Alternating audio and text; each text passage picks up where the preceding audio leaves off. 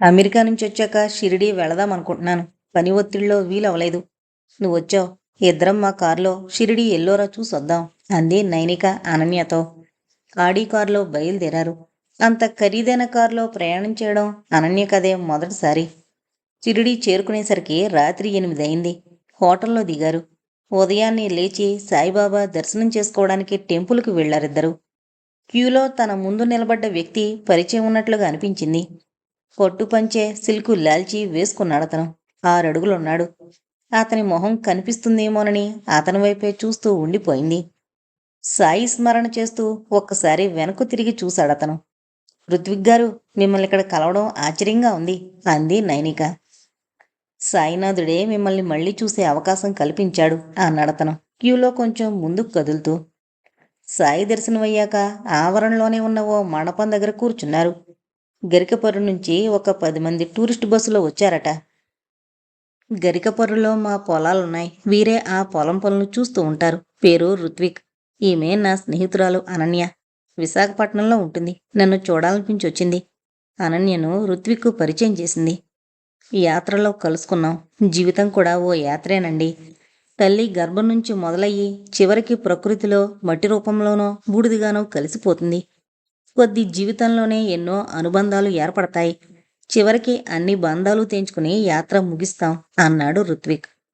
మీరు మాతో కారులో వచ్చేయండి. ఎల్లోరా గుహలు, దౌలతాబాద్ పోర్టు చూసి హైదరాబాదు చేరుకుందాం. మీ తాత్వికతను మాతో పంచుకోండి. హైదరాబాదు చేరుకున్నాక కారులో మళ్ళీ మిమ్మల్ని మీ ఊర్లో దింపే బాధ్యత మాది. మీ ఊరి వాళ్లకు చెప్పేసి వచ్చేయండి. మాకు మీ తోడుంటే బాగా కాలక్షేపం అవుతుంది అంది నైనిక. కాదనలేకపోయాడు. స్నేహితులతో చెప్పేసొచ్చాడు. ఎల్లోరా గుహల్లోని శిల్ప వైభవం చూసి ఆశ్చర్యపోయారు. కరెంటు, సాంకేతిక పరిజ్ఞానం లేని కాలంలో 1000 సంవత్సరాలకు పూర్వం పెద్ద పెద్ద విగ్రహాలు చెక్కారంటే మామూలు విషయం కాదు. గైడు వెనకే అన్ని గుహలు తిరిగారు. ఎల్లోరా గుహలు మొత్తం 34. కొన్ని బౌద్ధ, కొన్ని బ్రాహ్మణ, మరికొన్ని జైన గుహలు. బౌద్ధ గుహల్లో మందిరాలు, విహారాలు మనల్ని మంత్రముగ్ధుల్ని చేస్తాయి. చైత్యాలు ప్రార్థనా మందిరాలుగా, విహారాలను నివాస స్థలాలుగా బౌద్ధ భిక్షువులు ఉపయోగించుకునేవారు. ఎల్లోరా గుహల్లో అత్యంత అద్భుతమైనది కైలాసనాథ మందిరం. 100 అడుగుల ఎత్తుంది. గుహల్లో కొన్నింటిలో 2-3 అంతస్తుల మందిరాలున్నాయి. గైడు చెప్పుకుపోయాడు. అందరూ ముందుకు వెళ్ళిపోతే నైనిక, ఋత్విక్ కొంచెం వెనకబడ్డారు. గుహలో మొదటి అంతస్తు నుండి 2వ అంతస్తు మెట్లు ఎక్కబోతూ నైనిక కాలు జారి తూలి పడబోయింది. ఆమె వెనకే నడుస్తోన్న ఋత్విక్ ఆమెను పొదివి పట్టుకున్నాడు. మీ నడకలో ఓ సొగసుంది. లయబద్ధంగా నడుస్తారు. మీ నడక చూసి ముచ్చటపడి మీ వెనక నడుస్తుంటే మీరు నా మీద పడ్డారు అన్నాడతను నవ్వుతూ. వెచ్చగా ఆమె ఊపిరి అతని మొహానికి తగిలింది. జాగ్రత్తగా నడవండి అన్నాడతను నడుం చుట్టూ చేతులు బిగిస్తూ. ఉలిక్కిపడి అతని చేతులను తొలగించుకుంది. ముత్యాలు విరజిమ్మినట్లు మురిపెంగా నవ్విందామె. అపురూప శిల్ప సంపదను గుండెల్లో పదిలపరుచుకుని గుహల్లో నుంచి బయటకొచ్చారు. అనన్య వాళ్ల కోసం ఎదురుచూస్తూ నిలబడింది. 1000 సంవత్సరాల చరిత్ర కలిగింది మన భారతదేశం. ఈజిప్టు, గ్రీసు, మెసొపటోనియా, రోమన్ నాగరికతలు మరుగున పడ్డ మన నాగరికత, సంస్కృతి చెక్కు చెదరకుండానే ఉన్నాయి అన్నాడు ఋత్విక్. తిరిగి వస్తూ దారిలో దౌలతాబాదు కోట చూశారు. శత్రుదుర్భేద్యమైన కోటది. 600 అడుగుల ఎత్తులో కొండంతా విస్తరించుంది. కోట చుట్టూ కందకం, ఎత్తైన ప్రహారీ గోడలు. ఒకప్పటి దేవగిరి కోటది. దేవగిరి కోట చూసి ముచ్చటపడి మహమ్మద్ బిన్ తుగ్లక్ రాజధానిని ఢిల్లీ నుండి దేవగిరికి మార్చాడు. వారు దౌలతాబాదు కోట చూశాక హైదరాబాదు తిరిగొచ్చేశారు. మా పవర్ ప్లాంట్ ఛత్తీస్గఢ్లో ఉంది. ఆ ప్లాంటుకు సంబంధించిన అడ్మినిస్ట్రేటివ్ ఆఫీస్ హైదరాబాదులో ఉంది. ఆ ఆఫీసును ఇంతవరకు నేనెప్పుడూ చూడలేదు. వెళ్ళి చూసొద్దాం పద అంది నైనిక స్నేహితురాలతో. కారులో ఇద్దరు లిబర్టీ దగ్గరున్న స్టాంజా బిల్డింగ్ దగ్గరకు వెళ్లారు. ఆ బిల్డింగ్లో 3 ఫ్లోర్లలో పవర్ ప్లాంటుకు సంబంధించిన ఆఫీస్ ఉంది. ఒక్కో అధికారికి, అతని కింద పనిచేసే స్టాఫ్కు ఓ ఫ్లోరు. ఇంత హంగామా అవసరమా? చిన్న పవర్ ప్లాంట్కు అంత పెద్ద ఆఫీస్ అవసరమా? పవర్ ప్లాంట్కు దగ్గర ఓ చిన్న ఆఫీస్ ఉంది. 3 ఫ్లోర్స్కు ఎంత అద్దె కడుతున్నారో? ఓవర్ హెడ్స్ మ్యాసివ్గా ఉన్నాయి. ఖర్చు తగ్గించాలి అనుకుంది నైనిక మనసులో. రిసెప్షన్ కౌంటర్ దగ్గరకు వెళ్ళింది నైనిక అనన్యతో కలిసి. కౌంటర్లో జీన్స్ వేసుకున్న అమ్మాయి చిరునవ్వు నవ్వి, hi, can I help you అని అడిగింది. యా, ఐ యామ్ నైనిక అంది. తన పేరు వినగానే తనెవరో ఆ అమ్మాయికి తెలుస్తుందనుకుని. ఎవరిని కలవాలనుకుంటున్నారు మేడం? ఇక్కడున్న అధికారులందరినీ కలవాలనుకుంటున్నాను ఇంగ్లీష్లో అంది. అపాయింట్మెంట్ ఉందా మీకు? ముందు అపాయింట్మెంట్ ఫోన్లో తీసుకుని రావాలి. ఆఫీసర్లు మీటింగులతో హడావిడిగా ఉంటారు. మీతో ముచ్చటించడానికి టైం ఉండదు అంది రిసెప్షనిస్టు. తనెవరో గుర్తుపట్టలేదన్నమాట. కంపెనీ యజమానురాలు ఎవరో కూడా తెలుసుకోకుండా పనిచేస్తున్నారన్నమాట. ఈ కంపెనీకి నేనే యజమానురాల్ని. నాకు కూడా అపాయింట్మెంట్ కావాలా? కొంచెం కోపంగా అడిగింది నైనిక. సిటీలో రకరకాల వాళ్ళుంటారు. తామే కంపెనీ యజమానురాలని ఫోజులు పెడుతూ ఉంటారు. కంపెనీ ఓనర్ ఆకాష్ గారిని తను ఎన్నిసార్లు చూడలేదు. ఏదో మాయమాటలు చెప్పి లోపలికి వెళ్ళి ఏమన్నా తస్కరించాలనుకుంటుందేమో. ఇంతకు ముందెప్పుడు ఈమెను చూడలేదు. సెక్యూరిటీ గార్డు కోసం అటు ఇటు చూసింది రిసెప్షనిస్టు. ఆ అమ్మాయి తనకు సమాధానం చెప్పకుండా అటు ఇటు చూడడం నచ్చలేదు నైనికకు. తనను ఇన్సల్ట్ చేస్తున్నట్లు భావించింది. Just inform to the accountant about my arrival. నేనొచ్చానని రామానుజాచార్యులు గారితో చెప్పండి అంది అధికార స్వరంతో. 2-3 సార్లు ఆకాష్తో పాటు వచ్చాడాయన అకౌంట్ బుక్సు, చెక్ బుక్కులు పట్టుకుని. సడన్గా ఆయన పేరు గుర్తొచ్చి చెప్పిందామె. ఒక్క నిమిషం మేడం అంటూ రిసీవర్ అందుకుని డైల్ చేసింది. నైనిక వైపు చూస్తూనే 2 నిమిషాలు మాట్లాడింది. అవతల వైపు నుంచి ఏం చెప్పారో కంగారు పడుతూ రిసెప్షన్ కౌంటర్ నుంచి బయటకొచ్చింది. రండి మేడం, అకౌంటెంట్ గారి దగ్గరకు తీసుకువెళతాను. సారీ మేడం, ఏమీ అనుకోకండి. మిమ్మల్ని ఇంతకుముందు చూడలేదు. మీరెవరో తెలియక నిలబెట్టి మాట్లాడాను తత్తరపడుతూ అంది రిసెప్షనిస్టు. రామానుజాచార్యులి రూమ్ చూపించింది. 2 నిమిషాల్లో కూల్ డ్రింక్స్ లోపలకు పంపించింది. నైనిక, అనన్యలకు సీటు చూపించి రామానుజాచార్యులు నిలబడే ఉన్నారు. ముందు మీరు కూర్చుని మాట్లాడండి. మీరు పెద్దవారు, నిలబడి మాట్లాడితే నా మనసు నొచ్చుకుంటుంది అంది నైనిక. ఆయన కూర్చుంటూ, మీరిక్కడికి రావడం ఆశ్చర్యాన్ని కలిగిస్తోంది. కాల్ చేస్తే నేనే పరిగెత్తుకుంటూ వచ్చేవాణ్ణి మేడం అన్నాడు. కంపెనీ అకౌంట్స్ చూసేటప్పుడు మీ పేరు కనిపిస్తుంది. మీ పేరొకటే ఫెమిలియర్, మిగతా వాళ్ళ గురించి తెలీదు. కంపెనీలో నేను చిన్న అధికారిని. పర్సనల్ ఆఫీసర్, సీఈఓ ఉన్నారు, పిలవమంటారా అన్నాడతను. అవసరం లేదులేండి అందామే. ఇక్కడ అందరూ ఆకాష్ గారే యజమాని అని అనుకుంటున్నారు. 5 నిమిషాల్లో స్టాఫ్ మీటింగ్ ఏర్పాటు చేయమని పర్సనల్ మేనేజర్ గారికి చెబుతాను. అందరినీ అడ్రస్ చేస్తూ ఒకసారి మాట్లాడండి. ఆ సలహా నచ్చింది నైనికకు. ఓ 10 నిమిషాలు మీతో మాట్లాడాక వాళ్ళందరినీ పిలిచి మీటింగ్ ఏర్పాటు చేదురుగాని. కంపెనీ ఆర్థిక పరిస్థితి ఎలా ఉంది? లాభాల్లోనే నడుస్తోంది మేడం. మనకొస్తున్న లాభాలు అకౌంట్స్లో రిఫ్లెక్ట్ కావడం లేదు అన్నాడతను నసుగుతూ. ఎందుకని? ఇన్కమ్ ట్యాక్స్ ఎక్కువ కట్టాల్సి వస్తుంది. అలా లాభాలను దాచిపెట్టాల్సిన అవసరం లేదని నిజాయితీగా అకౌంట్స్ మెయింటైన్ చేయబోయి ఆకాష్ గారి చేత చివాట్లు తిన్నాను. కానీ అవకతవకల్ని ఇన్కమ్ ట్యాక్స్ వాళ్ళు పసిగడితే మన కంపెనీ అప్రతిష్ట మూటగట్టుకోవాల్సి వస్తుంది. ఆయన మాటలు కడ్డొచ్చి, లేదు లేదు, మీరు కరెక్ట్గా అకౌంట్స్ రాయండి, తేడాలు ఉండకూడదు అంది నైనిక. అయినా నాకెందుకులేండి, 2 నెలల్లో బయటకు వెళ్ళేవాణ్ణి. అదేంటి, మీకింకా సర్వీస్ ఉంది కదా? ఇంకా 5 ఏళ్ల సర్వీస్ ఉంది మేడం. తీసేయబోతున్నట్లు నోటీస్ ఇచ్చారు. నా పద్ధతులు ఆకాష్ గారికి నచ్చడం లేదు. మీకు టెర్మినేషన్ నోటీస్ ఎవరిచ్చారు? నాకు ఆ విషయం తెలీదే. ఆకాష్ గారు ఇచ్చారు మేడం. ఆయనెవరు ఇవ్వడానికి? ఆయనకేం అధికారం ఉంది? గొంతు పెంచి అడిగింది. పవర్ ఆఫ్ అటార్నీ ఆయనకి ఇచ్చినట్లు చెప్పారు మేడం. మీకు కాబోయే భర్తగారిని ప్రచారం చేసుకుంటున్నారు ఆఫీసులో అన్నాడు రామానుజాచార్యులు. ఒళ్ళు మండిపోయింది నైనికకు. నేను ఎటువంటి పవర్ ఆఫ్ అటార్నీ ఎవరికి ఇవ్వలేదు. నా పవర్స్ ఎవరికీ డెలిగేట్ చేయలేదు అంది స్పష్టంగా. ఆయన అకౌంట్స్ విషయాలు కూడా చెప్పారా మీకు? పబ్లిక్ రిలేషన్స్ పొద్దు కింద ఖర్చు పెరిగిపోతూ ఉంది. అధికారుల వేతనాలు విపరీతంగా పెరిగిపోతున్నాయి. కింద ఉద్యోగుల జీతాలు పెరగడం లేదు. కంపెనీకి లాభాలు వస్తున్నా. అన్ని విషయాలు వివరంగా చెప్పాడాయన. నైనికొచ్చినట్టు తెలిసి అధికారులందరూ పరిగెత్తుకునొచ్చారు అకౌంటెంట్ రూమ్కు. తమ దగ్గరకు ఆమెను తీసుకురాకుండా రామానుజాచార్యుల దగ్గరకు రిసెప్షనిస్టు తీసుకువెళ్ళిందని ఆమె మీద మండిపడ్డారు. మీటింగ్ హాల్లో అందరూ సమావేశమయ్యారు. చక్కటి ఇంగ్లీష్లో అందరినీ ఆకట్టుకుంటూ మాట్లాడింది నైనిక. ఆమె వాగ్దాటిని మెచ్చుకుంది అనన్య. అందరూ చప్పట్లు కొట్టారు. మీటింగ్ అయ్యాక రామానుజాచార్యులకిచ్చిన ఊస్టింగ్ ఆర్డర్ క్యాన్సిల్ చేసింది నైనిక. ఆయనకు ప్రమోషన్ ఇస్తూ ఉత్తర్వులు జారీ చేసింది. 1 నెల రోజుల తర్వాత అనన్య తిరుగు ప్రయాణానికి సిద్ధమైంది. ఆమె బ్యాగు సర్దుకుంటుంటే నైనిక కళ్ళు చెమరచాయి. స్నేహితురాలు మూడిగా ఉండడం గమనించింది అనన్య. అప్పుడప్పుడు వచ్చి వెళుతుంటానులే. సృష్టిలో తీయనిది స్నేహమని నీ దగ్గరే నేర్చుకున్నాను. ఎన్ని అవాంతరాలొచ్చినా జీవితం చివరి దశ వరకు మన స్నేహం కొనసాగాలి.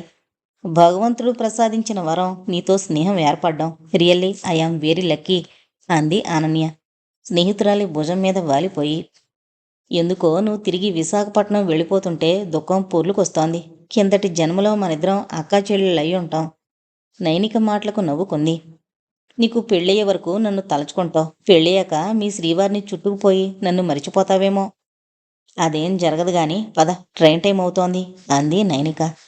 కారులో సికింద్రాబాద్ స్టేషన్కు చేరుకున్నారు. నీ మనసుకు నచ్చిన వ్యక్తిని పెళ్లి చేసుకోగాని ఆకాష్ని మాత్రం పెళ్లి చేసుకోకు. అతను నీకు సరిజోడీ కాదు, నీకు తగడు అంది అనన్య ట్రైన్ ఎక్కబోతూ. గోదావరి ఎక్స్ప్రెస్ ముందు కదిలింది. ఆకాష్కు పిచ్చెక్కినట్లుగా ఉంది. ఏది తను అనుకున్నట్టు జరగడం లేదు. అమెరికా నుంచి వచ్చినప్పుడు అమాయకురాలుగా కనిపిస్తే తన రొట్టె విరిగి నీతిలో పడింది అనుకున్నాడు. పేరుకే ఆమె వసుధా గ్రూప్ ఆఫ్ ఇండస్ట్రీస్కు యజమాని గాని తానే అసలైన యజమానని, ఆమెకు కంపెనీ వ్యవహారాలు అర్థం కావని, అన్ని విషయాలు తనకే వదిలేస్తుందని అనుకున్నాడు. కానీ ఆమె తన గుండెల్లో ఆటం బాంబుగా కూర్చుంది. ఆమె పేపరు ప్రకటన అతన్ని మరింత వెర్రివాణ్ణి చేసింది. వసుధా గ్రూప్ ఆఫ్ కంపెనీస్ అన్నింటికీ తానే యజమానురాలనని, ఎవరికీ పవర్స్ డెలిగేట్ చేయలేదని, ఎవరన్నా తమకు పవర్ ఆఫ్ అటార్నీ ఇచ్చినట్లు లావాదేవీలు జరిపితే చట్టరీత్యా తగిన క్రిమినల్ చర్య చేపడతానని లాయర్ ద్వారా పేపర్లో పబ్లిక్ నోటీస్ ఇచ్చింది. ఆ పబ్లిక్ నోటీసు తనను ఉద్దేశించి ఇచ్చినట్లుగానే అర్థమైంది ఆకాష్కు. కమలాంబ పక్కన సోఫాలో కూర్చున్నాడు. పెళ్లి విషయంలో ఓ నిర్ణయానికొచ్చానమ్మా. నైనికకు మగదిక్కు లేదు. నేను ఆ అమ్మాయిని పెళ్లి చేసుకుంటాను. మనం తప్పితే ఆ అమ్మాయికి దగ్గర బంధువులు ఎవరున్నారు? నైనికకు మగదిక్కు అవసరం లేదురా. ఎంతోమంది మగవాళ్ళకే పెద్ద దిక్కుగా ఉంటోంది. కంపెనీ వ్యవహారాలు సవ్యంగా నడుపుతోందని అందరూ అనుకుంటున్నారు. బుచ్చినాయుడు గారి మనవరాలు అనిపించుకుంది. తాతగారి వ్యాపార దక్షత మనవరాలకొచ్చింది. తన ధోరణిలో చెప్పుకుపోయింది. అది కాదమ్మా, పెళ్లి విషయం చూడు అన్నాడు విసుగ్గా. పెళ్ళంటే నూరేళ్ల పంట. తొందరపడి నిర్ణయాలు తీసుకోకూడదు. అమెరికాలో పుట్టి పెరిగిన పిల్లకు పలానా అబ్బాయిని చేసుకోమని చెప్పడం ఏం బాగుంటుంది అంది పుస్తకంలో తలదూర్చి. మొన్న మన పొలం వ్యవహారాలు చూసే ఋత్విక్తో షిరిడీ వెళ్ళొచ్చింది కారులో. షిరిడీ వెళుతున్నట్టు నాకు మాట మాత్రం చెప్పలేదు. పల్లెటూరు బయతుతో తిరిగితే మన వంశ ప్రతిష్టలు దెబ్బతినవు. అక్కసును వెళ్ళగక్కాడు. భగవంతుని సన్నిధిలో కలిశాడట. తోడుంటాడులే అని కారులో వచ్చేటప్పుడు కలిసొచ్చారు. అందులో తప్పేముంది? ఆ అబ్బాయి వినయ సంపన్నుడు, మంచి మనసున్నవాడు. నీతో మాట్లాడడం నాదే బుద్ధి తక్కువ. నీకందరూ మంచి మనసున్న వాళ్లలాగే కనబడతారు. విసురుగా అక్కడి నుంచి వచ్చేశాడు. కమలామ్మది మొదట్నుంచి మెతక స్వభావం. ఎదుటివారిలో ఎన్ని తప్పులున్నా ఆ తప్పుల్ని ఎత్తిచూపే మనస్తత్వం కాదు. తామరాకు మీద నీటి బొట్టులా ఏదీ పట్టనట్టుంటుంది. జీవితంలో పెద్దగా సుఖపడింది లేదు. తల్లిదండ్రులు ఎవరో తెలీదు. అనాథాశ్రమం నుండి సంపన్నుల కుటుంబంలో పడింది. భోగభాగ్యాల మధ్య పెరిగిన వాటి మీద ఆసక్తి లేదు. పెంచిన తల్లి ఏది చెబితే అది పాటించేది. పెద్దలు ఏది చెప్పినా తన హితం కోరి చెబుతారని ఆమె గట్టి నమ్మకం. పోలీస్ ఆఫీసర్ కొడుకు రత్నాకరంతో ఆమె పెళ్ళయింది. ఆ పోలీస్ ఆఫీసర్కు కాస్తో కూస్తో ఆస్తుంది. అతను వియ్యంకుడైతే తనకు ఉపయోగపడతాడని కమలాంబను ఆ ఇంటి కోడలుగా పంపారు ఆమెను పెంచినవారు. రత్నాకరం ఒకడే కొడుకు. అతనుకో విచిత్రమైన అలవాటుంది. అవసరం ఉన్నా లేకపోయినా ఇతరుల వస్తువులు వాళ్లను ఏమార్చి ఇంటికి తీసుకొచ్చేవాడు. స్కూల్లో స్నేహితుల పుస్తకాలు, పెన్నులు తెచ్చుకుని ఇంట్లో దాచేవాడు. పెట్టెనిండా పుస్తకాలు, పెన్నులు, పెన్సిల్స్ వాళ్ళమ్మ కంటబడ్డాయి. ఇవన్నీ నీవి కాదుగా, ఎందుకు తెచ్చావు? వాళ్ళకిచ్చేయ్, ఇతరుల వస్తువులు తీసుకురాకూడదు అని తల్లి గట్టిగా మందలిస్తే అతనిలో మార్పు వచ్చేదేమో. కన్నప్రేమ ఆమె కళ్ళు కప్పేసింది. కొడుకును మందలించలేదు. తండ్రి కూడా కొడుకు దొంగిలించిన కళ్ళజోడు, పర్సు చూశాడు. పర్సు తీసి చూస్తే అందులో డబ్బులు లేవు. పెద్దగా నవ్వుతూ, ఈ కళ్ళజోడు ఎవరిదో పెద్దవాళ్ళది. ముసలోళ్ల కళ్ళజోడు తెచ్చుకుని ఏం చేస్తావురా? కొడుకుని అడిగాడు. నేను ముసలాన్నయ్యాక ఉపయోగపడుతుందిగా. డబ్బులేని పర్సు ఎక్కడో కొట్టేశావు. చిన్నపిల్లాడివి, నీకు పర్సు ఎందుకు అంటూ ఆ పర్సు ఆయన తన ప్యాంటు జేబులో పెట్టుకున్నాడు. మన అబ్బాయి పెద్దయ్యాక రాజకీయ నాయకుడో, పోలీస్ ఆఫీసర్ అవుతాడు అన్నాడాయన భార్యతో. కాలేజీకి వెళుతున్నా ఆ బుద్ధులు పోలేదు. పక్కింటి లాయరు భార్యతో ప్రేమ సరాగాలు మొదలుపెట్టాడు. పడక గదిలో రత్నాకరం కౌగిలిలో ఒదిగిపోతూ మెళ్ళో మంగళసూత్రం ఉన్నప్పుడు అపవిత్రమైన పనులు చేయకూడదని మంగళసూత్రాన్ని దిండు గలీబులో పెట్టి అతన్ని గట్టిగా వాటేసుకుందామే. ఆమె సోలిపోయి పడుకున్నప్పుడు ఆ మంగళసూత్రాన్ని నొక్కేశాడు. అతనే కాజేశాడని తెలిసినా పైకి చెప్పుకోలేక పగటిపూట దొంగ ఇంట్లోకి దూరి బెదిరించి మంగళసూత్రం లాక్కెళ్ళాడని మొగుడి దగ్గర బొంకింది. పెళ్ళయ్యాక కూడా తన పద్ధతి మార్చుకోలేదు. భార్య నగలు కాజేసి అమ్ముకోవడం మొదలుపెట్టాడు. మీకేం కర్మ దొంగతనంగా నగలు తీసుకువెళ్ళడానికి, కోట్లాస్తుంది మనకు అంది కమలాంబ భర్తతో. నవ్వేసి, ఏదోటి దొంగతనం చేయకపోతే చేతులు దురద పెడతాయే అన్నాడతను. అన్ని వ్యసనాలు అలవడ్డాయి. తండ్రిచ్చిన ఆస్తి, బుచ్చినాడిచ్చిన ఆస్తి తగలేయడం మొదలుపెట్టాడు. ఇంటి పట్టున ఉండేవాడు కాదు. రైలు ప్రయాణం చేస్తూ తోటి ప్రయాణికుల బ్యాగుల్లోని వస్తువులు తీయబోతుంటే రెడ్ హ్యాండెడ్గా పట్టుకున్నారు. వాళ్లను విదిలించుకుని కదులుతున్న రైల్లోంచి దూకేశాడు. తల సిమెంటు దిమ్మకు కొట్టుకుని చనిపోయాడు. కమలాంబ భర్త కథ అలా ముగిసింది. తర్వాత ఇప్పుడు తన కొడుకు ఆకాష్ ప్రయోజకుడయ్యాడని సంతోషపడింది గాని అతని పిడికెడు గుండెలో కొండంత ఆశ ఉండడం గమనించి హతాశురాలైంది. ఉన్నదాంతో తృప్తి పడాలి అని నచ్చజెప్పబోయినా కొడుకు వినేవాడు కాదు. సముద్రంలో పుట్టిన చంద్రుడు ఇక్కడ చల్లగా బాగానే ఉంది కదా అని సంతృప్తి పడ్డు. తుఫాను బీభత్సం ఉంటుందని శివుడు తల మీద చేరతాడు. అక్కడ వాసుకి విషజ్వాలలకు భయపడి అక్కడి నుంచి స్వర్గం చేరుకుంటాడు.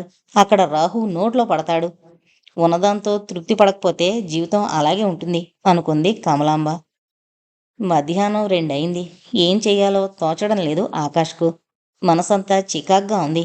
అన్నీ నిరుత్సాహాన్ని కలిగించే సంఘటనలు జరుగుతున్నాయి. నైనిక అమెరికా నుంచి రాదు. వ్యాపార సామ్రాజ్యానికి తానే అధిపతినని కలలు కన్నాడు. ఆమొచ్చేసింది. ఎంతోమంది అమ్మాయిలను ఆకర్షించిన తను ఆ అమ్మాయిని తన వల్లో వేసుకోవడం పెద్ద కష్టం కాదనుకున్నాడు. తన పట్ల ఆమె ఎటువంటి అనురక్తి చూపించకపోవడం అతన్ని హతాశుణ్ణి చేసింది. అమెరికాలో ఎవరినన్నా ప్రేమించిందా? ప్రేమించే లక్షణాలు ఆ అమ్మాయిలో కనిపించలేదు. చిన్న వయసులో వ్యాపారం గొడవలెందుకు? ఆనందంగా పబ్బుల్లో తిరక్క. గ్రాండ్ కాకతీయాలో వీకెండ్ పార్టీ ఉంది. చీకటి పడితేనే గాని పబ్బులో సందడి మొదలవదు. అప్పటిదాకా ఏం చెయ్యాలి? సినిమా హాల్లో కూర్చుంటే టైంపాస్ అవుతుంది. ప్రసాద్ ఐమాక్స్ వైపు కారు మళ్లించాడు. కారు పార్కింగ్ చేస్తుంటే పార్కింగ్ స్లాట్లో నిలబడ్డ అమ్మాయిపై దృష్టి పడింది. ఆ అమ్మాయికి 28 ఏళ్లుంటాయి. సల్వార్ కమీజ్లో స్టైలిష్ అందాలతో విరబోస్తూ కనిపించింది. ఆ అమ్మాయిని ఎక్కడో చూసినట్టు గుర్తుకొచ్చింది. ఎక్కడా? గుర్తుకొచ్చింది. పబ్లో ఆమె భర్తతో పాటు కనిపించింది ఓసారి. భర్త డాక్టర్. ఆమె దగ్గరకు వెళ్ళి, మీ పేరు రమళి కదూ? పబ్లో కలిసాం. మీ వారు రాలేదా అడిగాడు. ఆయన కోసమే ఎదురు చూస్తున్నాను. టికెట్స్ కూడా తీసుకున్నాను. చెప్పిన టైంకి ఎప్పుడూ రారు అంది విసుక్కుంటూ. డాక్టర్ గారు కదా, హాస్పిటల్లో బిజీగా ఉండుంటారు అన్నాడు ఆకాష్ ఆమె మొహంలో ఉన్న అసహనాన్ని గమనించి. ఆమె సెల్ ఫోన్కు కాల్ వచ్చింది. ఆమె మాట్లాడిన మాటలు బట్టి అతను రావడం లేదని అర్థమైంది ఆకాష్కు. ఆపరేషన్ థియేటర్లోకి వెళుతున్నాడట, రావడానికి కుదరదట. పోన్లేండి, మీకు కంపెనీని నేను ఇస్తాను అభ్యంతరం లేకపోతే అన్నాడతను చొరవ తీసుకుని. మేల్నీగా ఉన్న అతని వైపు ఒకసారి చూసి, no objection at all, with pleasure, వెళదాం పదండి అందామే నవ్వుతూ. ఇద్దరూ లోపలికి వెళ్లారు. రెస్టారెంట్లో కాఫీ తాగి థియేటర్లోకి వెళ్ళి కూర్చున్నారు. ఆమె మనసులోని భావాలను చదివేశాడు 5 నిమిషాల్లో. సినిమా మొదలవకముందు ఆమెను రెచ్చగొట్టే ప్రయత్నం చేశాడు. మగవాళ్ళు ఇంతేనండి, ఆడదాని మనసు తెలుసుకోరు. డబ్బు సంపాదనే ముఖ్యమనుకుంటారు గాని పెళ్లి చేసుకున్న అమ్మాయిని సుఖపెట్టాలనుండదు. మీకంటే 10 ఏళ్లు పెద్దవాళ్లా కనిపించాడే అన్నాడు ఆకాష్. 10 ఏళ్లు కాదండి, 15 ఏళ్ల తేడా ఉంది. సరదా లేదు, పాడు లేదు. ఎప్పుడూ హాస్పిటల్కు అతుకుని ఉంటారు అందామే. తన దారిలోకి వస్తున్నందుకు సంబరపడ్డాడు. మీరు నవ్వుతుంటే మొహంలో వెన్నెలవాన కురుస్తున్నట్లుంటుంది. మెరుపు తీగలా మీరు కనిపిస్తారు. మీ వారేమో సుమో యోధుడిలా కనిపిస్తాడు. రాత్రుళ్ళు ఎలా గడుస్తున్నాయండి? తన భర్తను సుమో అంటే కోపం రాలేదామెకు. పిసుక్కున నవ్వింది. ఆయనేమో హాయిగా నిద్రపోతారు. రాత్రులు నాకు నిద్ర పట్టదు. సినిమా మొదలైంది. English cinema. ముద్దుల సీన్లు ఎక్కువగానే ఉన్నాయి. సినిమా కథలో లీనమైపోయింది. ఎవరూ ఊహించిన సమయంలో మర్డర్ జరుగుతుంది. ఆ సన్నివేశం రాగానే భయపడిపోయి ఆకాష్ వైపు ఒదిగిపోయింది రవళి. ఆమె చేతిని తన చేతుల్లోకి తీసుకుని నిమిరాడు. ఇంటర్వెల్లో బయటకొచ్చి కూల్ డ్రింక్స్ తీసుకున్నారు. సెకండ్ హాఫ్లో కూడా రొమాంటిక్ సన్నివేశాలొచ్చాయి. అతని వైపు చూడకుండా ఏకాగ్రతతో ఆ సీన్సు చూస్తూ ఉండిపోయింది. తన పనిలో తానున్నాడు ఆకాష్. ఆమె చెంపను తన చెంపకు అంచాడు. చేతులు ఆమెను సుతారంగా తాకాయి. ఉద్రేకం ఆపుకోలేక అతని మొహాన్ని దగ్గరకు లాక్కొని తీయటి ముద్దిచ్చిందామె. ఆమెను తీసుకుని మధ్యలోనే బయటకొచ్చేద్దామనుకున్నాడు. సినిమా పూర్తయ్యే వరకు అతన్ని కదలనివ్వలేదు. బయటకొచ్చాక, దగ్గరలో మా ఇల్లుంది. ఇంట్లో నేను సర్వెంట్సు తప్పితే ఎవరూ ఉండరు అన్నాడతను. అతని ఉద్దేశమేంటో అర్థమైందామెకు. అభ్యంతరం చెప్పలేదు. మాదక ద్రవ్యాలు కూడా రవళి ఆకాష్కు అలవాటు చేసింది. ఆ మత్తులో పడిపోయాడు. అదృష్టం బాగుండి అనురాగపూర్తిగా కోలుకున్నాడు. మానసికంగా, శారీరకంగా.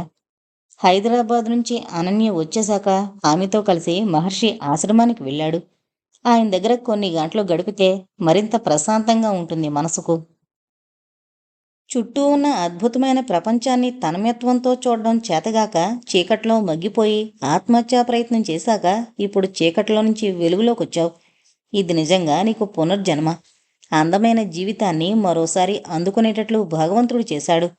ఏదో ఒక సత్కార్యం చేసి భగవంతుడు నీకిచ్చిన అవకాశాన్ని సద్వినియోగం చేసుకో అన్నాడు మహర్షి.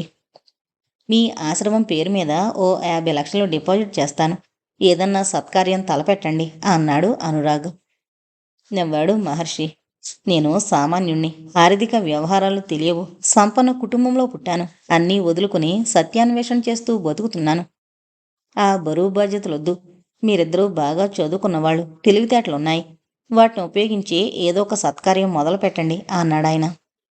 కాలేజీ పెట్టి విద్యాదానం చేయమంటారా అనేశాడు అనురాగ్. ఆలోచనలో పడిపోయాడు మహర్షి. భగవంతుడే నీ చేత ఆ మాటలు పలికించాడేమో. కాలేజీ అంటే ఉదయం 8 గంటల నుండి రాత్రి 10 దాకా విద్యార్థులను బాగా చదివించి ర్యాంకుల కోసం పోటీ పడే కాలేజీ కాదు. చదువుతో పాటు మానవతావాదం నేర్పే కాలేజీ. మానవుడే మహనీయుడనే విషయం విద్యార్థులకు బోధించే కాలేజీ. విద్యతో పాటు సామాజిక బాధ్యతను నేర్పే కాలేజీ మీరు స్థాపించాలి. మీరు పెట్టబోయే కాలేజీ విలక్షణంగా, ఆదర్శవంతంగా ఉండాలి అన్నాడాయన. ఆయన చెప్పేది మౌనంగా వింటూ ఉండిపోయారు. మామూలుగా కాలేజీలు డబ్బు సంపాదన మార్గాలుగా వెలుస్తూ ఉంటాయి. చిన్న గదిలో ఓ 50 మందినో 60 మందినో తోసేసి తోమేస్తూ ఉంటారు. పుట్టినప్పటి నుండి మానవుడి ఎదుట 2 మార్గాలు కనిపిస్తాయి.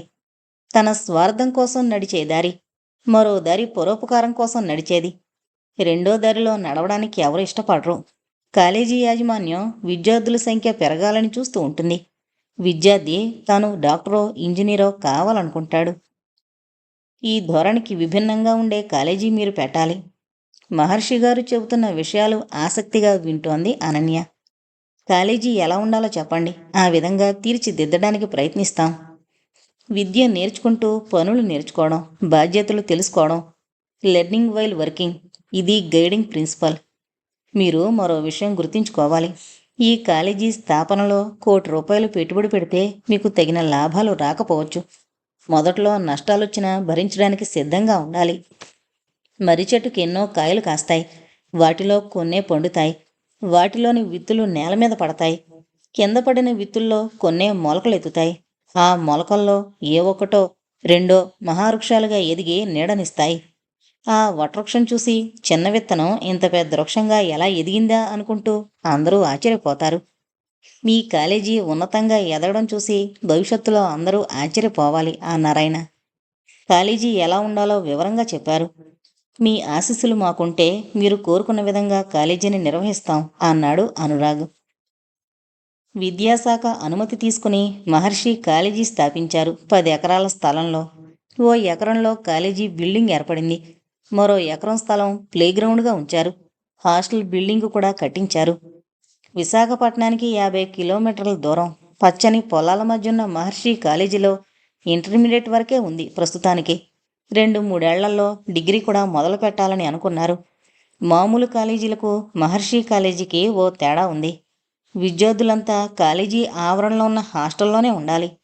ఉదయాన్నే 5ంటికి విద్యార్థులంతా నిద్రలేచి కాలకృత్యాలు తీర్చుకుంటారు. స్నానాలయ్యాక బోరులుగా నిలబడి ప్రార్థనా గీతాలు పాడుకుంటూ కాలేజీ ఆవరణలో తిరుగుతారు. ప్రార్థనా గీతాలు, లలిత గీతాలు నేర్పడానికి సంగీతం టీచరుంది.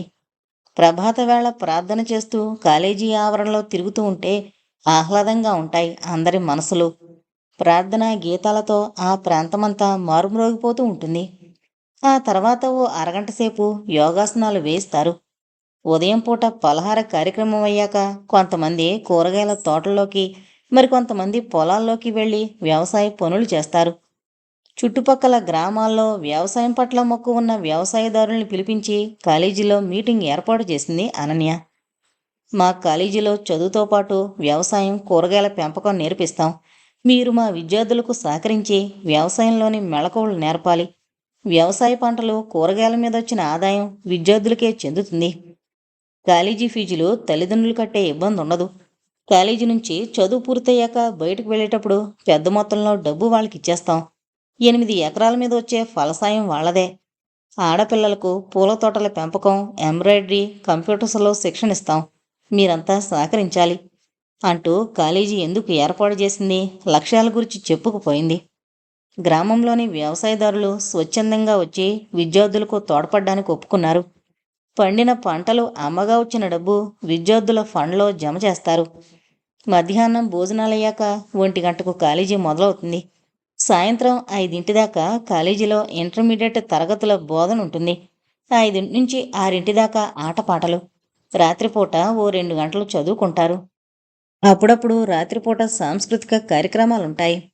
ఈ తరహా కాలేజీలకు ఆదరణ తక్కువగా ఉంటుంది. ఇంజనీరింగ్, మెడికల్ కోర్సులు తీసుకోవాలనుకున్న వాళ్ళు ఇందులో చేరరు. కాలేజీ యాజమాన్యానికి ఆర్థిక భారం ఎక్కువగా ఉంటుంది. కూరగాయలు అమ్ముకునే కాలేజీ అవుతుంది గాని చదువుల కాలేజీ కాదు అంటూ చాలామంది పెదవి విరిచారు. అనన్య అనురాగాలను నిరుత్సాహపరిచారు. ఫోన్లో కాలేజీ గురించిన అన్ని వివరాలు నైనికకు చెబుతూనే ఉంది అనన్య. గో హెడ్, ఆర్థిక సహాయం నేను చేస్తాను. 100 కోట్ల డబ్బు మా దగ్గర మూలుగుతోంది. ఎన్ఆర్ఏ ఫండ్స్ మీ కాలేజీకి అందే ఏర్పాట్లు కూడా చేస్తాను. మీ ప్రయత్నం విజయవంతం కావాలి. వీలున్నప్పుడు నేను కూడా వచ్చి మీ కాలేజీ చూస్తాను అంటూ ప్రోత్సాహపరిచింది నైనిక. రుత్విక్ కూడా వచ్చి కాలేజీని చూసి మెచ్చుకున్నాడు. కాలేజీ పిల్లలందరినీ సమావేశపరిచి రుత్విక్ చేత ఉపన్యాసం ఇప్పించింది.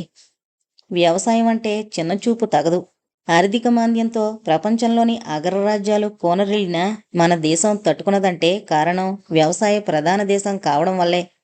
చదువులయ్యాక వ్యవసాయం చేసినా చేయకపోయినా ప్రతి విద్యార్థి వ్యవసాయ పద్ధతులు నేర్చుకోవాలి. ఖరీఫ్, రబీ, ఏరువాక లాంటి పదాలకు అర్థం తెలిసుండాలి. ఏరువాక అంటే ఏంటో తెలుసా? విద్యార్థుల్ని అడిగాడు. ఎవరూ చెప్పలేకపోయారు. ఏరు అంటే నాగలి కర్రు. మృగశిర కార్తె మొదటి రోజున ఎద్దుల్ని అలంకరించి మెడ మీద భూమిని దున్నే నాగలి కర్రు నుంచి 3 చాళ్లను దున్నిస్తారు. ఆ ముచ్చటే ఏరువాక. బతుకు తెరువుకు పాడి పంటలు అవసరం. మీరు గేదెల పాలు తీయడం కూడా నేర్చుకోవాలి. అప్పుడే జీవితంలో నెగ్గుకొస్తారు. దేనికి భయపడకుండా ముందడుగు వెయ్యాలి అంటూ ఉపన్యాసం ముగించాడు.